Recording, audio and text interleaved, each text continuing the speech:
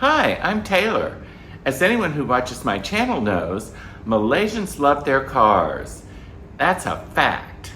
But I wanted to find out if there were easier or less expensive ways to get around KL. If you want to know, stay tuned.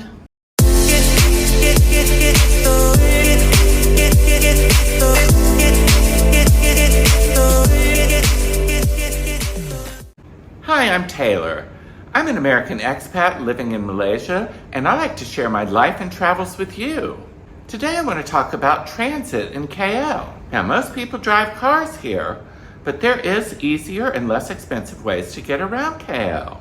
In doing research for this video, I was stunned to find out that Malaysia actually has more cars than people.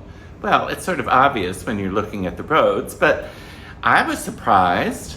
With a population of 32.6 million people, they have over 33 million vehicles on the road. Now that breaks down to about 47% cars, 47% motorcycles, and the rest lorries, taxis, that sort of thing. Now in the US, there's about 332 million people, but only 290 million vehicles. And that surprised me, because even the US, with all its terrible traffic that I can certainly attest to, they have less cars than people.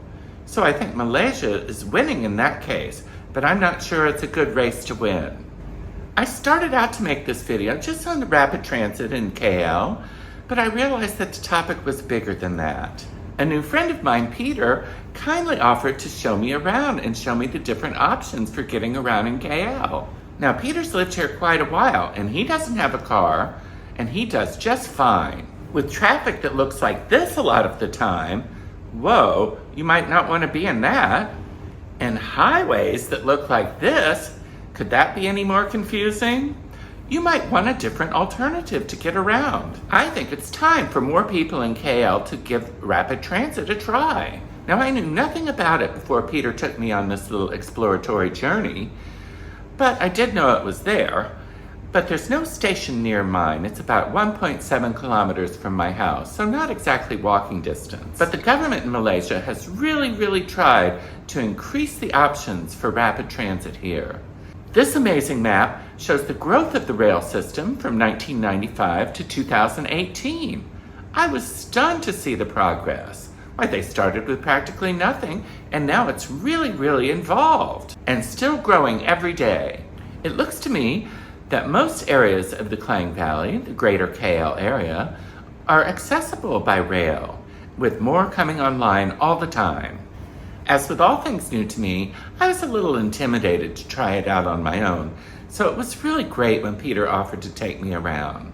As I said, I'm about 1.7 kilometers from the Ampang station, and they have parking, so let's head out on a quick ride on my motorcycle to get to the station. How about that?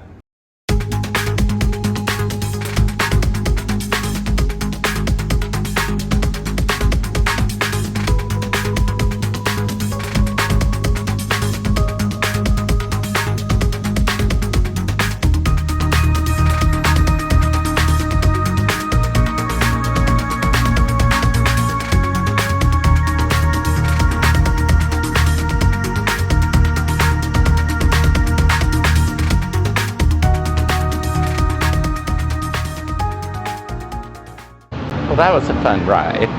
I hope you enjoyed it. It shows you how sort of scary the streets can be, but see, it wasn't that crowded though. And I got here way early. So I'm gonna sit here and wait for Peter to arrive. He said he'd meet me right out front. I'll introduce you when he gets here. Okay, well, Peter made it, and we're about to head out. So everybody, this is Peter. Hello. He's generously offered to take me around today, and this is such a new experience for me. I'm really excited. So first of all, you use a touch and go to get on, and I need him to show me how to top it up. So we'll do that, and then we'll get on the train. Okay, Peter, where are you taking us to today? So today we're going to take the Ampang line all the way to the west end of town to Sentul. Look at some of the buildings there, circle back, pick up the monorail, and come back to KL Central. So you have the experience of the train and the monorail. And we'll take another light rail line which goes to KLCC. And after that, we will take the free bus, the Go KL bus, which takes us up to Pavilion Mall. And after that, we'll take the the MRT 1 line coming back to Maluri. And then after Maluri, we'll come back to Ampang and end the route. So Wow, I'm going to get lost, but it sounds fun. it's a good circle, and you'll get a variety of transit options today. Great. Well, as Peter said, we started at the Ampang station and went all the way to the other end of the line at Sentul. I guess it took about 30 minutes. I'll show you some scenes from the tour while I talk to you about it. I was impressed with how clean and nice the whole system was, similar to the system I used in Washington, D.C. for 40 years. It's easy to use, too.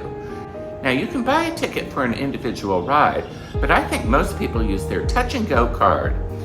It's so easy because you can use it for the train, you can use it for parking, you can use it for tolls, and other things too. So it's a great card to have. And very handy. Well, another thing this tour really helped me with was getting a feel for the layout of Kuala Lumpur. Now that's something I couldn't figure out by driving around. For one thing, you're always just trying to figure out where you're going, so you're not really being able to look around and see where you are in relation to the buildings or things like that. But on the train, you can sit back and look around and see exactly where you are. There's many landmarks you can pick out as you're riding along in the train, like the Petronas Towers, the KL Tower, and the new Merdeka 118. We went by that several times. That's soon to be the second tallest building in all the world when it's completed. Now at the end of the line, at Sentul, there was this beautiful Indian temple being renovated. Then we doubled back a stop or two and got on the monorail. Now I think the monorail is a really old part of the system and it's not very extensive, but it's still fun to do and takes you right around the central business district. Like I said, there's plenty of scenery to enjoy while you're on the train. We went by this beautiful mosque, and then we were near Merdeka Square, and I could see all the gorgeous old buildings there, too. We got off the train near Chinatown. I'm not sure which stop it was, but Peter then took us on the bus. And it's a free bus. Can you imagine anything so wonderful? A free bus that goes all around the central business district, I think. But it's free for everyone, not just Malaysians, so tourists can enjoy it too. Now, I guess we were at the beginning of the bus line because we did have to sit on the bus for 5 or 10 minutes while it filled up before they took off. It went through Chinatown, and then we got off near Pavilion Mall. Now, on the way, it got really, really packed, standing room only. But that's okay, and I guess it's to be expected since it's free. After the bus ride, Peter and I were a little bit hungry and wanted something to drink. So he took me to this funky old bar I never would have found in a million years. That's why it's so fun to have people show you different places in KL. Now this bar, it's in an old mall right across the street from Pavilion Mall. Now I don't remember the name of the bar, but I'm going to ask Peter and then I'll put it here. But I just love the atmosphere. It's dark and just like an old bar feels. We had a nice lunch there and a couple of glasses of wine. The food was good and the price was great. I would recommend it. It's just a cool old place to get a drink or a snack. After lunch, we walked through Pavilion Mall, then walked down the street to get at the Bukit Bintang station. Now this part's underground, which is more like I'm used to in DC. We then headed back to the Maluri station where I changed trains to get back to Ampang, doing a full circle of the city pretty much. Well, not extensive, but pretty much. So Peter headed back home in the other direction, and I made it home to Ampang, got on my motorcycle, and got home with no trouble at all. Plus the parking was very affordable. I think it was 1 ringgit. And they have garage parking for bikes, which is always a plus so your bike doesn't get all rained on if it happens to rain. So I had a really great time exploring the rapid transit in KL with Peter, and I appreciate it so much that he took the time to do this with me. Now, I think it's going to become increasingly more important for people in Malaysia to use more public transportation. As I said before, there's already more vehicles than people, and that's just a shocking statistic if you ask me. Now, unfortunately, I've heard that many Malaysians think that taking the public transportation is really only for poor people. And that couldn't be further from the truth. And it's an attitude that needs to change. People think that if you don't have a car, you're poor, or if you're not using your car, you're poor, and that's just wrong. This system is made for anyone and everyone, and should be more utilized. When I lived in the US, in Washington, D.C., why, everyone used the subway system there. Senators, congresspeople, high-ranking lawyers, that sort of thing. Everyone used it. It certainly wasn't just for the poor people there. I think in general, people would like to avoid traffic.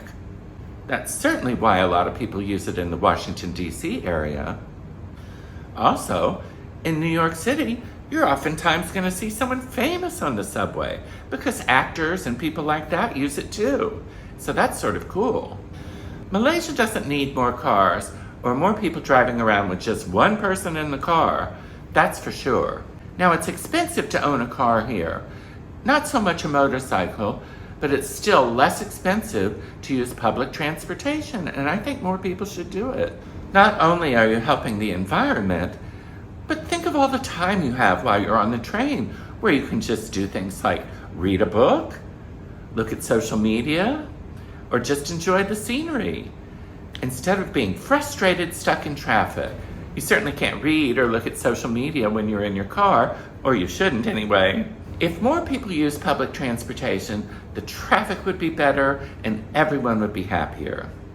I urge everyone in KL to make a promise to just use public transportation a little more often than you do now. Every little bit helps. Well, I hope you enjoyed this introduction to public transportation in the KL area. I know I enjoyed it so much, and I thank Peter again. But if you enjoyed this video, please like and subscribe. You know I always need more subscribers. And if you want to be notified every time I have a new video, click the notification bell too. Thanks. I've been home from my cruise now about a week, so I've settled back into life in KL. And I'm going to be doing more interesting interview videos with people. I have a really exciting one coming up with a Malaysian this time, so stay tuned for that. But that's all I have for today. Once again, I hope you enjoyed it. Take care, everyone, and I'll talk to you later. Bye! Get